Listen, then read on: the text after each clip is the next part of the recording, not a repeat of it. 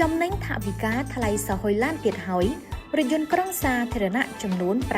597គ្រឿងត្រៀមជូនបងប្អូនទៅលេងស្រុកកំណើតទាំង25រាជធានីខេត្តក្រុងជីកដោយមិនបង់ប្រាក់ក្នុងឱកាសពិធីបុណ្យចូលឆ្នាំប្រពៃណីជាតិខ្មែររយៈពេល6ថ្ងៃរដ្ឋបាលរាជធានីភ្នំពេញសូមជូនដំណឹងដល់សាធារណជនបងប្អូនប្រជាពលរដ្ឋឲ្យបានជ្រាបថារថយន្តក្រុងសាធារណៈចំនួន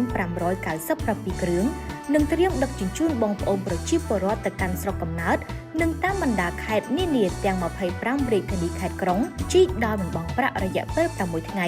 នាឱកាសចូលឆ្នាំខ្មែរខាងមុខនេះដោយអនុវត្តតាមប្រសាសន៍ដឹកនាំដ៏ខ្ពង់ខ្ពស់បំផុតរបស់សម្ដេចមហាបវរធិបតីហ៊ុនម៉ាណែតនាយករដ្ឋមន្ត្រីនៃព្រះរាជាណាចក្រកម្ពុជារដ្ឋបាលរាជធានីភ្នំពេញនឹងរៀបចំរថយន្តក្រុងសាធារណៈចំនួន597គ្រឿងសម្រាប់បម្រើសេវាដឹកជញ្ជូនសាធារណៈជីកដោយមិនបង់ប្រាក់រយៈពេល6ថ្ងៃចាប់ពីថ្ងៃទី12ដល់ថ្ងៃទី17ខែមេសាឆ្នាំ2025ដើម្បីជួយសម្រួលដល់ការចំណាយរបស់បងប្អូនប្រជាពលរដ្ឋទាំងអស់ក្នុងការធ្វើដំណើរទៅលេងស្រុកកំណើតជួបជុំបងប្អូនក្រុមគ្រួសារនិងទៅកម្សាន្តសប្បាយសង្ក្រាន្តឆ្នាំថ្មីនៅតាមបណ្ដាខេត្តនានាក្នុងឱកាសអបអរសាទរពិធីបុណ្យចូលឆ្នាំថ្មីប្រពៃណីជាតិខ្មែរដោយក្នុងនោះរួមមានសេវាដឹកជញ្ជូនប្រជាពលរដ្ឋដែលនឹងធ្វើដំណើរពីរាជធានីភ្នំពេញទៅតាមបណ្ដាខេត្តនិងពីបណ្ដាខេត្តត្រឡប់មករាជធានីភ្នំពេញវិញនិងប្រើប្រាស់រថយន្តក្រុងចំនួន497គ្រឿងព្រមទាំងមានរៀបចំទឹកពិសាបរិសុទ្ធដោយឥតគិតថ្លៃនៅក្នុងរថយន្តក្រុងនីមួយៗតាមគោលដៅចេញដំណើរផងដែរសម្រាប់សេវាដឹកជញ្ជូនប្រជាពលរដ្ឋក្នុងភូមិសាស្ត្ររាជធានីភ្នំពេញប្រើប្រាស់រថយន្តក្រុងចំនួន100គ្រឿងសម្រាប់បម្រើដល់ប្រតិបត្តិការដំរាយខ្សែរត់ជាប្រក្រតីពេលវេលាចេញដំណើរគឺចាប់ពីម៉ោង6:30នាទីព្រឹកដល់ម៉ោង11:30នាទីព្រឹកនៅគោលដៅនិងទីតាំងទាំងអស់រួមមាន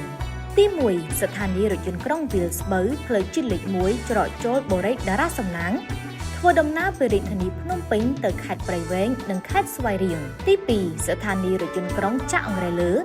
ធ្វើដំណើរពីរាជធានីភ្នំពេញទៅខេត្តកណ្ដាលនិងខេត្តតាកែវទី3ស្ថានីយ៍រថយន្តក្រុងផ្លូវ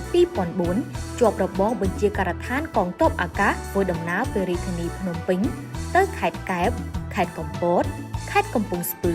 ខេត្តព្រះសីហនុនិងខេត្តកោះកុងទី4ស្ថានីយ៍រថយន្តក្រុងសួនច្បារឫស្សីកែវធ្វើដំណើរពីរាជធានីភ្នំពេញទៅខេត្តកំពង់ឆ្នាំងខេត្តពោធិ៍សាត់ខេត្តបាត់ដំបងខេត្តបន្ទាយមានជ័យនិងខេត្តបៃលិនទី5ដីឡូតំបន់ OCIC ជ្រោយចង្វា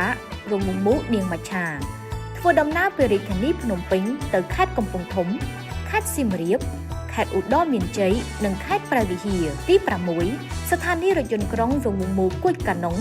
ធ្វើដំណើរពីរាជធានីភ្នំពេញទៅខេត្តកំពង់ចាមខេត្តត្បូងឃ្មុំខេត្តក្រចេះខេត្តស្ទឹងត្រែងខេត្តមណ្ឌលគិរីនិងខេត្តរតនគិរីសូមស្កែនតាមរយៈ QR code ឬចុច link ដែលបានជូនភ្ជាប់ជាមួយដើម្បីទទួលបានព័ត៌មានលម្អិតអំពីទីតាំងចេញដំណើរសូមបងប្អូនកម្មករនិយោជិតនិងប្រជាពលរដ្ឋទាំងអស់មកទទួលសេវារថយន្តក្រុងសាធារណៈទី1ជីកដោយមិនបង់ប្រាក់ទី2ជីកមិនតម្រូវឲ្យមានការចុះឈ្មោះទី3ជីកមិនតម្រូវឲ្យមានការបង្ហាញអត្តសញ្ញាណប័ណ្ណឬឯកសារផ្សេងៗដែលរៀបចំដោយរដ្ឋបាលរាជធានីភ្នំពេញដើម្បីធ្វើដំណើរទៅលេងស្រុកកំណើតជួបជុំគ្រួសារក្នុងឱកាសពិធីបុណ្យចូលឆ្នាំប្រពៃណីជាតិខ្មែរខាងមុខនេះ